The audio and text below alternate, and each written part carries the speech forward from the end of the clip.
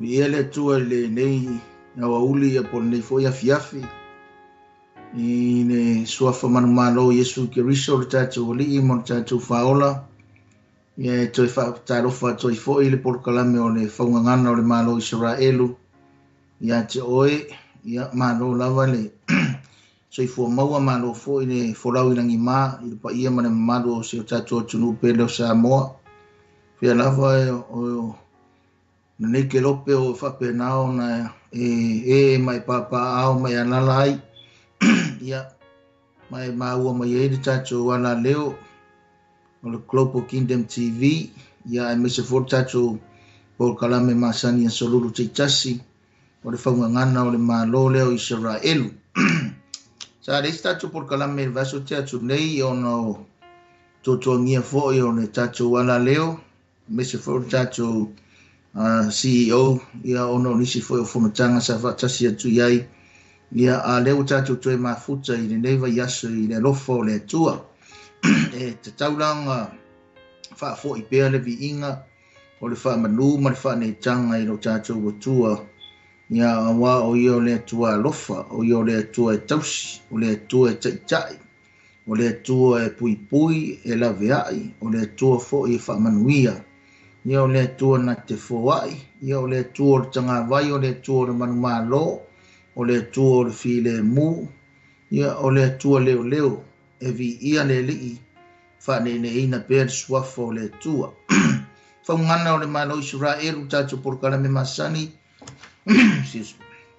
ia o le limas marfana nei ia o tātou por kalame ia vi ia ile alofa o le tua a to tu ma to tepa i tua ma to manatu i le anga le lei ma siri ese o le faiva venga o le tua ia vi ia le li ele ngata i le sunga ya pasta Mike ma fatu ya Sarah ma no foalo me se foi o tātou wana leo ia i au na le tua pa anga masani ia me se foi ia o to umalava o e fa pe nao na fia avea le tātou wala leo nei ia ma ala leo e te fia e te mai moa mai ai ia ma tātou iei whaatasi ia i poro kalame o malava ia mai ai nea sunga fua ia se ia pa ia nea sfereire ia o nisi foi o poro kalame i le weekend ia so toa nai ma sa e vi ia ai le li whaftai tere lava i le tua ia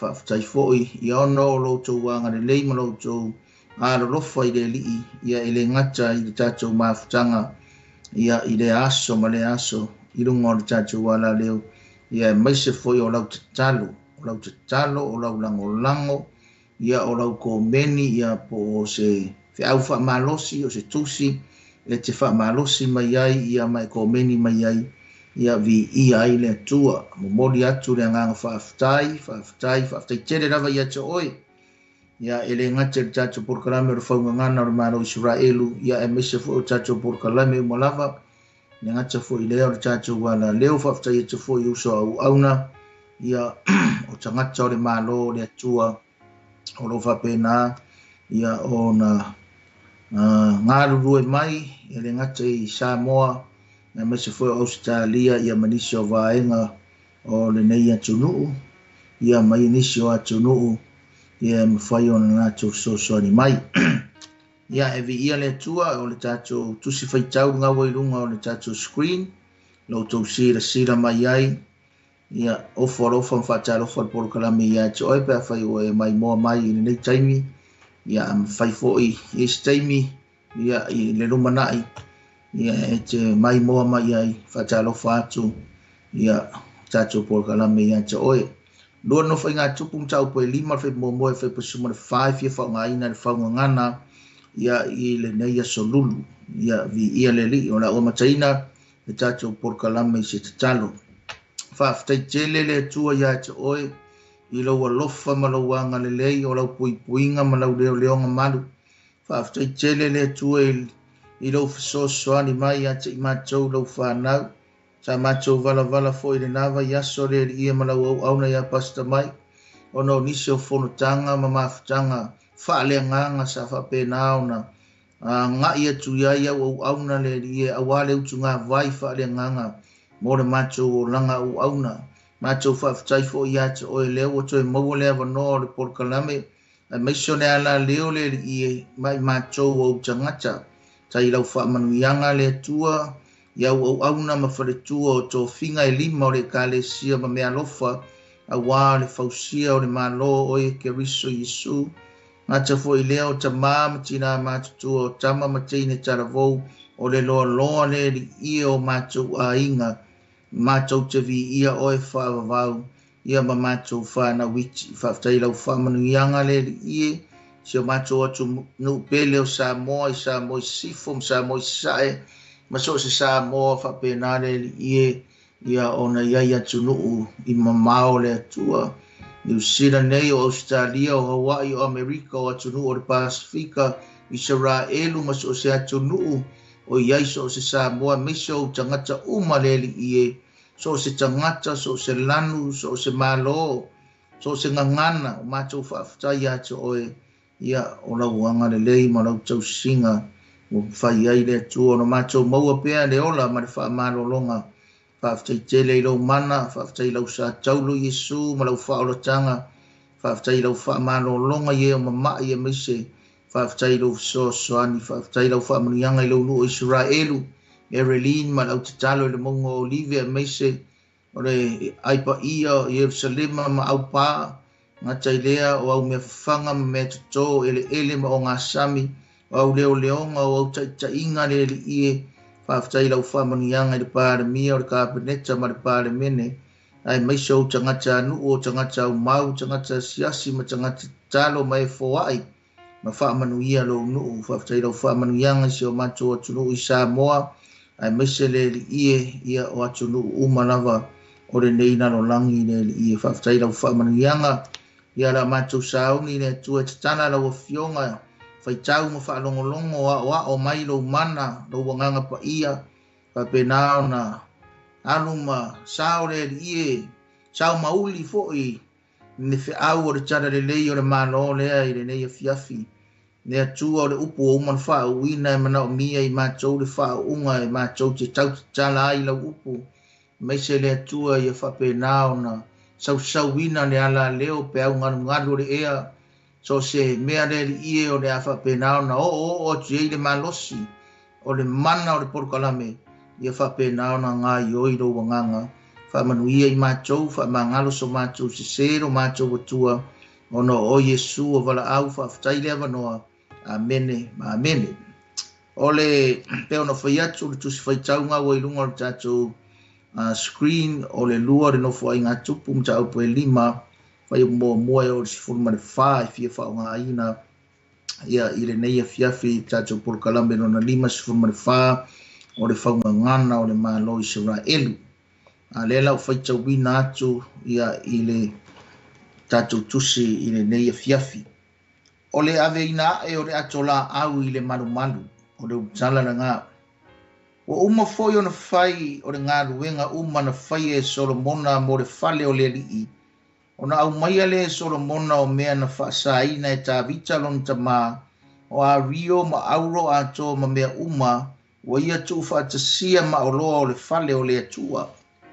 O na whaapoto ina le Solomona o toi ino Israelu ma matai uma i tu a inga.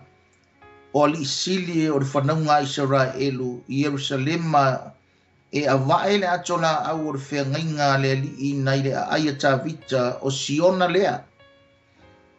O na whapoto ina mai lea i le tupu o tangata umo Israelu i le tausaminga o le fito masina lea.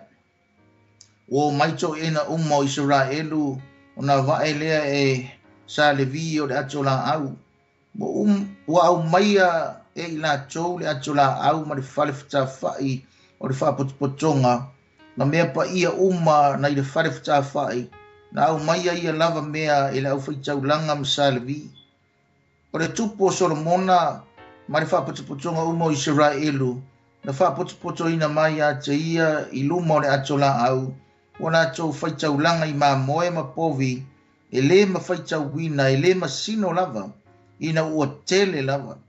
Wa ave ele au whaitau langa le atola au o le whengainga le alii i le me tu wai, i le me whetalai mai ai o i le fale o le mea e sili ona pa ia i lalo apa au o ke rupi. A wā na whaaloa loa i ke rupi o la apa au i lunga o le mea e tuuai le atola au. Ma ua wha mamaru ifo ai ke rupi le atola au. Ma ona amo. Wala tau wha sili mai amo. Nai lo fo i pito amo nai le atola au i lunga o le mea e whetalai mai ai. Ai le i loa i fafo. O lo iai ua o i ona ponei. Na le iai se mea i le atola au, o na o papa maa e lua na tuu ai e mose i ho repa, ina uo sia le whengainga le li ima le whanaunga i sera elu, ina uala tau o mai na i kupito, wa uru fafo mai le au whaitaulanga na i le mea pa ia, a wasa wha pa ia ina le au whaitaulanga uma wa iai, wala tau le tau si i va senga. O sa le vi foi o e pepese o i lato umos o sa asa fo ma sa he mana ma sa iutana ma o lato watali ma o lato uso wo ofu i ma vai wo iai su me palo ma napeli ma kitara wo tutu i le tu sa e o fata faitaulanga ona fatasi ma i lato la faitaulanga e toa se lau male to lua fulu i la tou o ili pu. O e ili pu mai o pepese o peise i o se to tasi. O tasi le leo i le vi inga ma le wha manui le li i. Wala tou pepese wha tasi ma pu ma sume palo ma la au pese e vivi i atu ai le li i o lo wha pe atu. A wā e le lei o ia a wā e wha vavau lava ro nā lofa. Ona tumua i lea o le fale i le ao, o le fale lava o le alii, o le mawhai ai le au whaitaulanga o na tutu e au auna ona o le ao, a wā na tumu le fale o le tua i le pupula o le alii. Whamanu ia le tua e wala le whaitauina, ma le tātou whaalongolongo i la nāwhionga pa ia, ma ia iate ia pero na vi inga nei maso umai o i le whawa mau lava, amene. O le whaunga ngana o le malo i sura e lule tātou te wha soro lava ia i le tusi lea le lua le nofo a i ngā tupu. Lea tātou te iai lava i le taimi o mai atu, le taimi o au ngā tamā, wa mai atu ma le taimi o tā vita le tupu, ia lewa tūla i mai le taimi o Solomona. Mana tua, ia peongo o whaiatu, ia o le taimi o tā vita o le taimi o taua.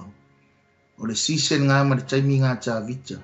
Taimi o Solomona o le taimi o le file mo le winga ngā o le ngō Solomona i le wha i beru o le file mo. Solomon means, or meaning in Hebrews means peace, file mo. A le taimi na Solomona o le taimi o le file mo onga o le taimi ngā whauaile manu manu. A le taimi ngā whauaile manu manu ma fua mai le whainga o le manu manu onga o le whinga ngalo le atua, na wha i loe le atua i ata vita, e le o ia e whaia le maru maru o lona tali o Solomona. Saure o Solomona le taimi o Solomona, o le taimi o le file mo, o le taimi wa fio mai le atua, wa whape nao na whapitoa le fio mai o le atua i a Solomona, o na iai le o le atua ma Solomona, iai fo i Solomona ma le atua, wa fio mai le atua e a mailo na poto, wa mailo na tamai, wa maile fa au tauta, wa maile tamau a inga, wa au mai mare mamalu, wa au mai umele atua me uma ya Solomona, o ngai mafua mai, e le o le tangata, a o le atua lava. E iai le vaenga lai titi ar tangata e mwhai o na whai, pei o na iai le tangata o tā vita, ma au ngā tamanga mua atu, nea na wo o mai le taimi o Solomona, Waya, whape nā whoionga iai masi vae, ngai titi nawa o le soifuanga ma leo langa o Solomona, a o leo langa ato ma mea umalawa, e o mai lea so sa moa, ma le sila mai moa mai, e o mai lea so, e mafua mai mea umalawa o lea tua. Mafua mai mea umalawa o lea tua. Papena se tala ya macam-macam ai tatou Port-Kalame o le faugagana o le malo Israelu.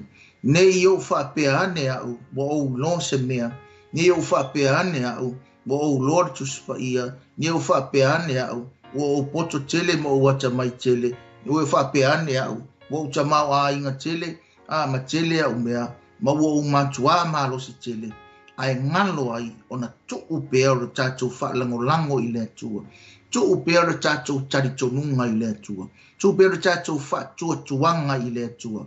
Rely on God every day. Have faith and trust in God every day. Totally, 100%, completely have faith in God. Always have faith in God. Pray to God. Ask God. Faisau tatalo i le tua. Fasili i le tua. Faisau connection ma le tua. Faisau taimi ma le tua.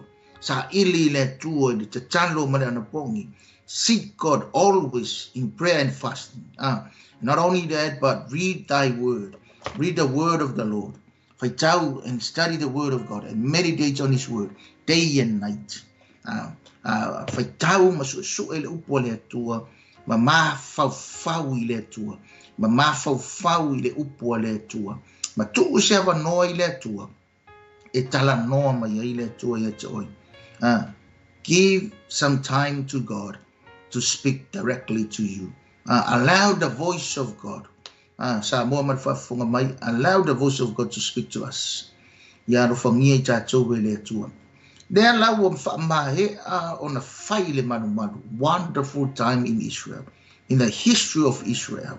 O le fale fta faile, o le fale fsita, o le tapaneko. Na au mai le tua ya Mose lunga o le mongo siona, o le monga lea ho ripa le te tau mai I, o le monga o le tua. Tolu ingo o le monga lea, o le monga ho ripa, o le monga o Sinai, ia ma le po le monga o le tua. Lea ngau mai I le nu o le tua, mai le tau mai I le tusi leng fai tau atu, taiminga, fetala I le tua ia Mose, I le la au e mua I le fau matia, taiminga rua toi Mose I lunga leo mo, ma moe ye tiro fai taulanga po le taulanga o le tamao na nava ai fetala I mai le tua le melo na nu ale le Mose mai le nu o le tua mai ai kupito o mai le nu o mai na le au vai mongo Sinai mai le tua Mose hu ra nga ai saulunga ngi alu na ia o le fai unga na tu sere soto nga o mai le tua ia le fainga o le farfata fai au mai le tua le fua me le tua le fainga au mai le tua me umanava I le fainga o le farfata fai ai sea o le asa hauni le nu o le tua e fa pena ona iai se mafutanga ma le tua ke nese soto Levitiko sa hauni le nu o le tua le winga le upu Levitiko ngai saua ia o le au Leviticus comes from the word Levi o le au vaenga lea o le au wosi taulanga o le au fai taulanga o le au fai taulanga lea o le Levitiko la whenga tuai ia e tele lava ia o lo i tonu tustusinga a le tusia le peru le whenga fo pi e whafsa ngai tustusinga ngā pe e no inga lo tare whafsa ngai pi wha maungia tili mai inga ua sau le fai taulanga siri o Yesu Kiriso ai pinga a mata mai ngai le fina ngalo le tua. See, as I said, mea umalava caused by God. We are called by God, we are anointed by God, and we are saved by God, and we are led by God, and we are strengthened by God. It's all about God. Nga o le tua la o le tua whaali mai a Mose, le tua whailoa mai a Mose, o le tua nga o mai a I le vaenga le peo na utala noa tuai ia I le nei a fiafi po le nei au auli I le tatou Port-Kalame ia o le whaungangana o le malo Israelu. Ia wa tatou wola I o le mea le ua whaitau atu le upo le tua ngau ilunga o kako screen mau o whaiso taimi a wanoa ngai koe whaitau la ia o le whiau leo te mana o momoli atu o le whaungangana o le malo Israelu I le neia solulu o le taimi o suinga o le taimi o suinga sa moa ma le sila mai moa mai o le whaungangana o le malo Israelu ia te oe mori nei solulu o le taimi o suinga. This is the time of change. O le taimi o suinga. E ngā whakunga sui mai ia tā vita ia Solomona. Pe sui mai Solomona i ron tamau tā vita. Sui mai le taimi o taua i le taimi o le while mō. Sui mai le taimi lea o le whalewhata whai. Le whalewhata whai i le manu. Le whalewhata tuspa ia. Wa mae o ngā whai e Solomona le whale o le li. O na au maia le Solomona o mea na whaasaina e tā vita lona tamā o a Rio o Auro ma mea uma. Wa ia tuu whaatasia ma o loa o le whale o le atua. Vai mangai. Ne tau mai tā vita, tau mai Solomona, tau mai mea ngā whaasaina e tā vita. Ne ua mai whaatasi ma Auro ma a Rio ma mea uma lava i le whale o le atua. Wa uma le whale whasitai. Wa uma le whale o le tapaneko. Wa uma le whale ngā o le whale lea tāwhai. Le whale ngā whasitai.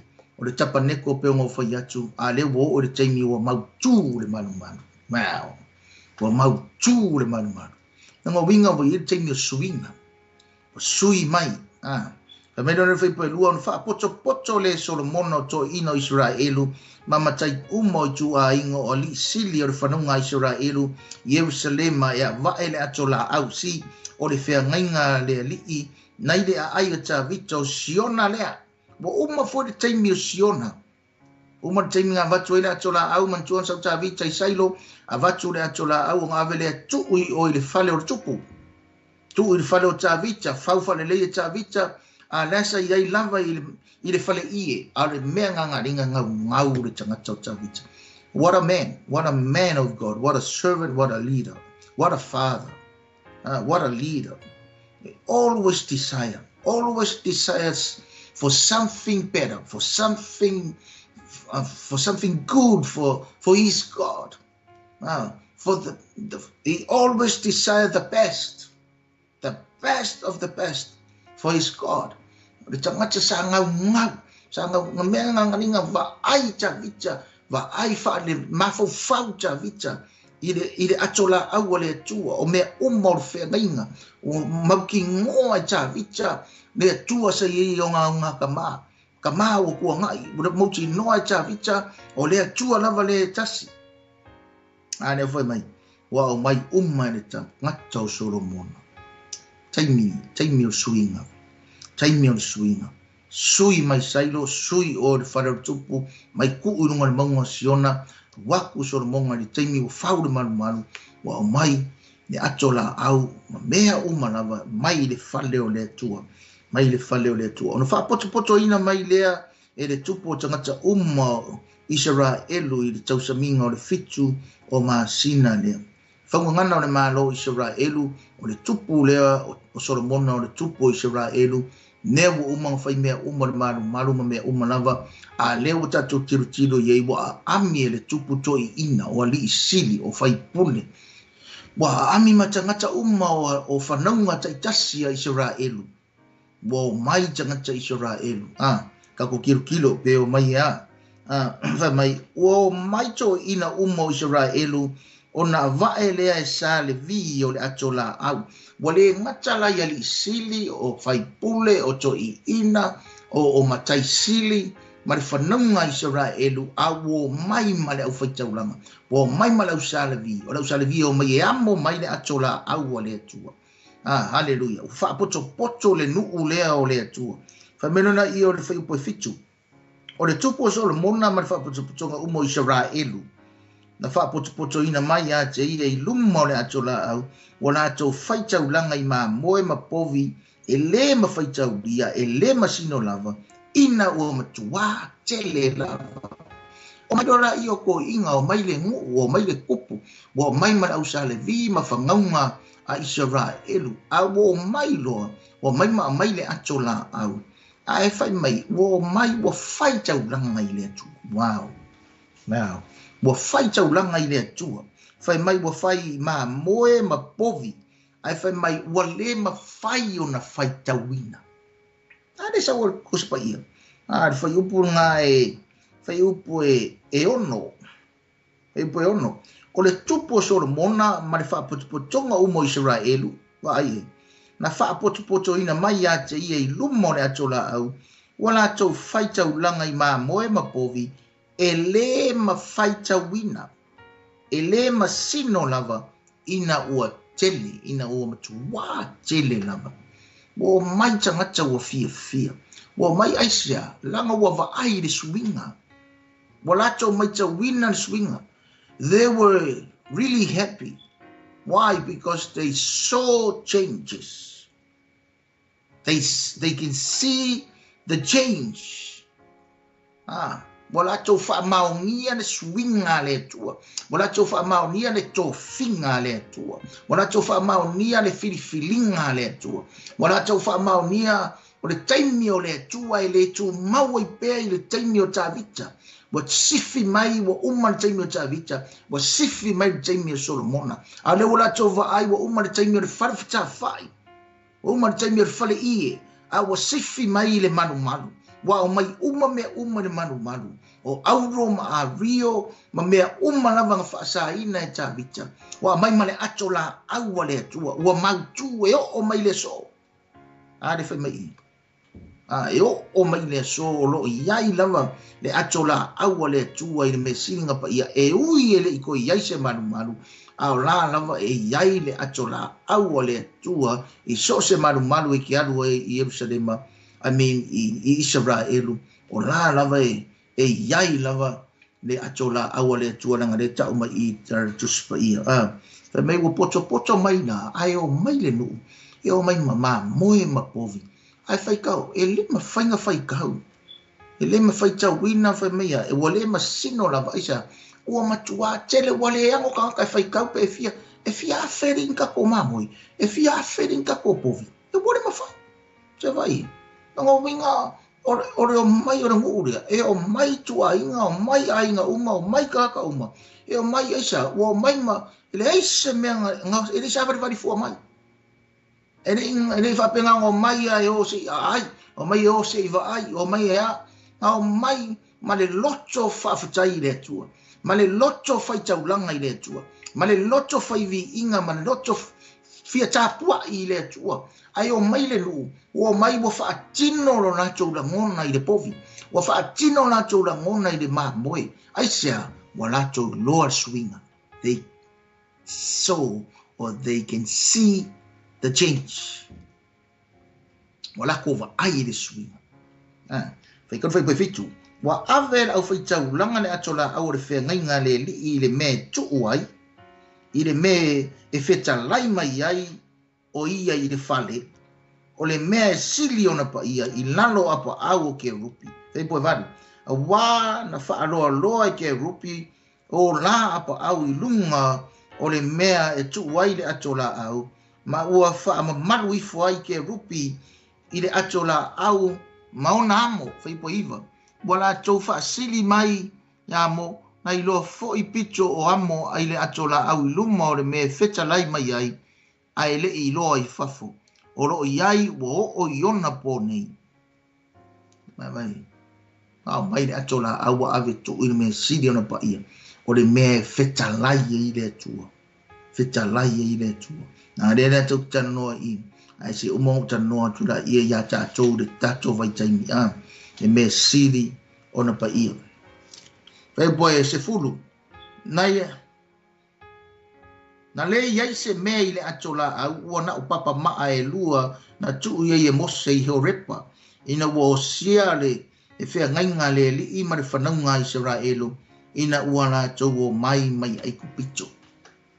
Na tau o mai ai kupito. Le fa manatu mai lava ia au ngā tama. Le o tau mai male ngō mose o le tai longa foi o Israelu. A le o au mai I le atola au. Fa mena na ia taimi le o le ise mei tutono le atola au. Ngā o le whai longa o lava o papa maa e luanga tuu iai e le tangata o mose I le mongo o Horepa.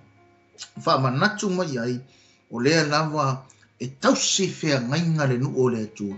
E iai swinga, sa moa manisila mai moa mai, e iai swinga I le wha solo mai o le tō whinga ma le walawina le atua, pe iai le tala wha sa moa na iai, sui lava whainga ai tu mau whaavai.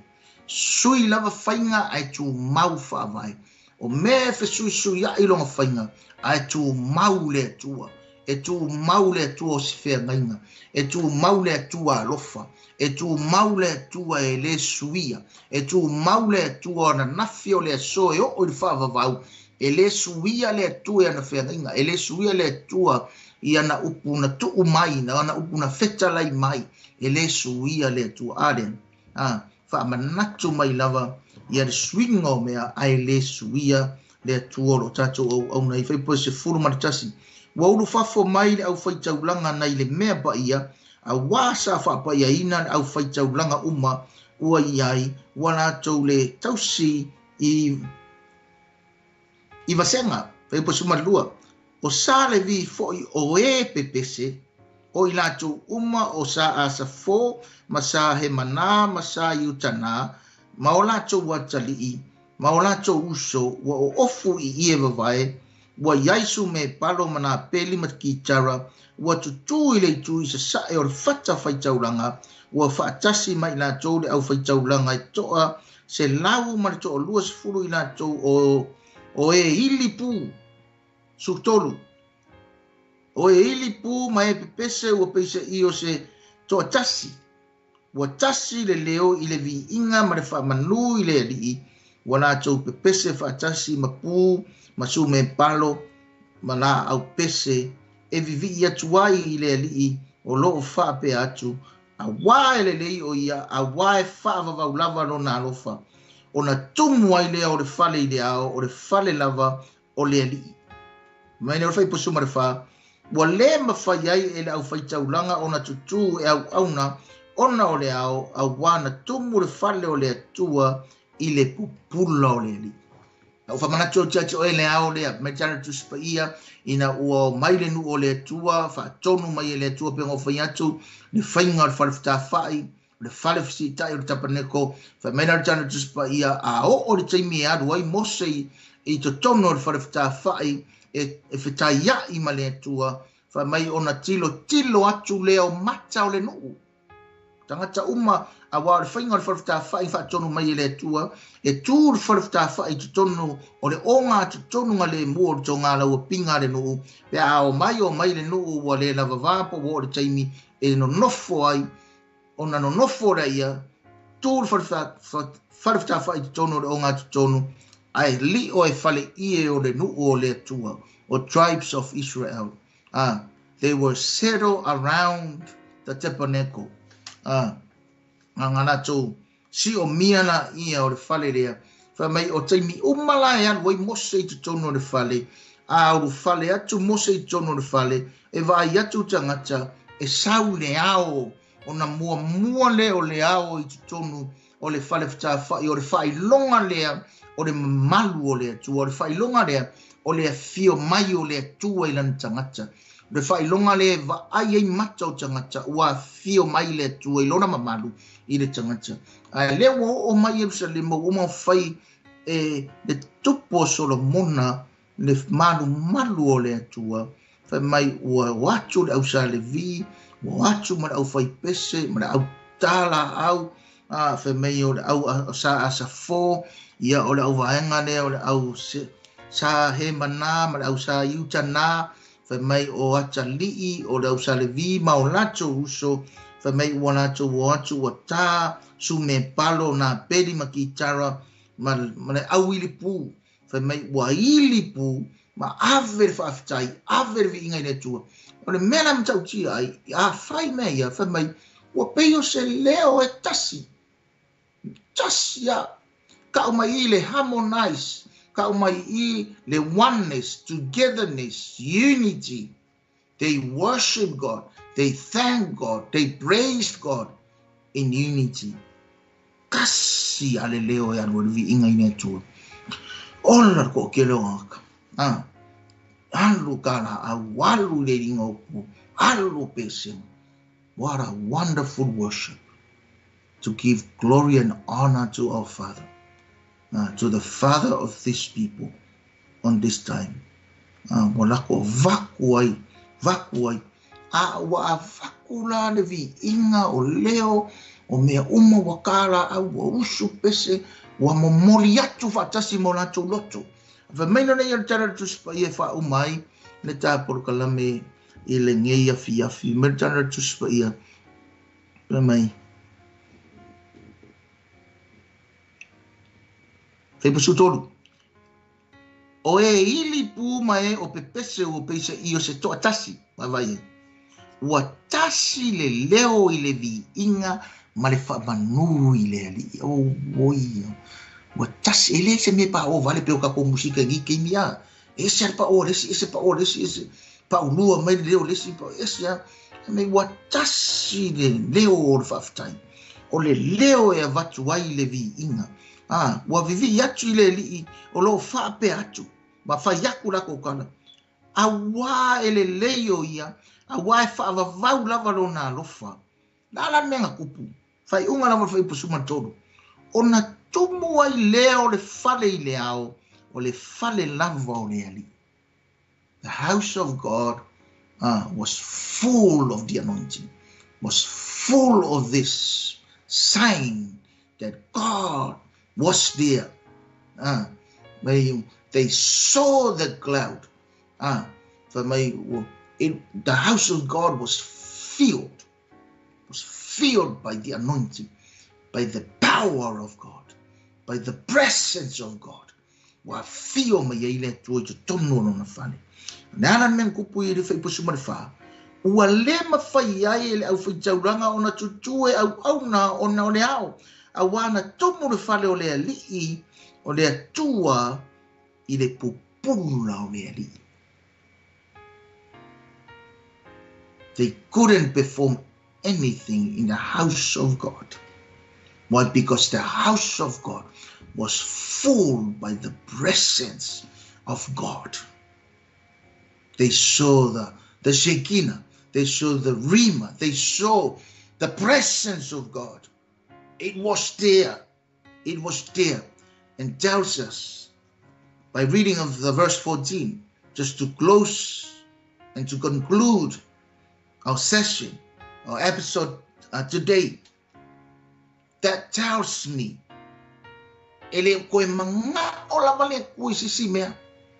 Ele o toe mana o lava le tua I seisi au au nganga. It's just the praise and worship. It's just to honor and respect. Just to give wholeheartedly. Ave uma ne vi inga. Le tapua inga. Mamori atu loto. Le aise me toi mana o mia. I le taimi o le tapua inga le no. Le whaunga ngana o le malo Israel. Wha manatu ya o wha manatu ya te au. Wo uma ku le taimi o le malo. O le whare ie. Wo uma le taimi o ka vika. Wo uma le taimi o aunga haka maa. Wo uma le taimi o mea wo kua ngai. Wo uma le taiminga.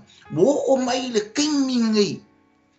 Kimi leo foi me foi pusu mana fa. O le ma fai au sa le vi mana au skaulanga. O nga koe fai se isi na me ko ngol malu le tua. Isa awa kumu ile ma malu le tua. Wa kumu le fa le tua ile ma malu le ali.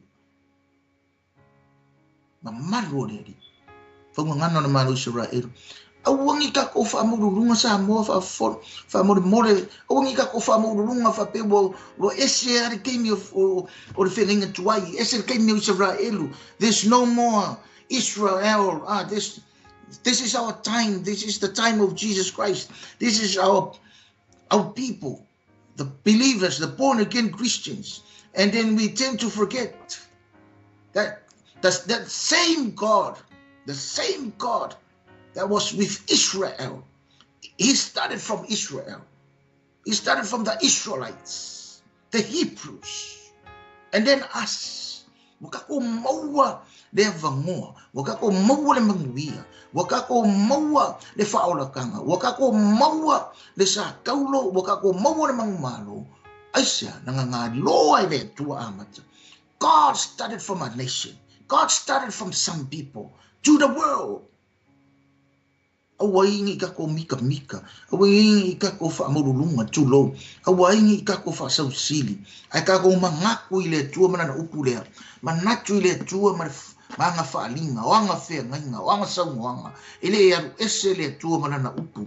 Ngā maka mai se nguu, ngā maka mai se ainga, ngā maka mai se kama, ngā maka mai se whaangau, ngā maka mai polo inga a le tua.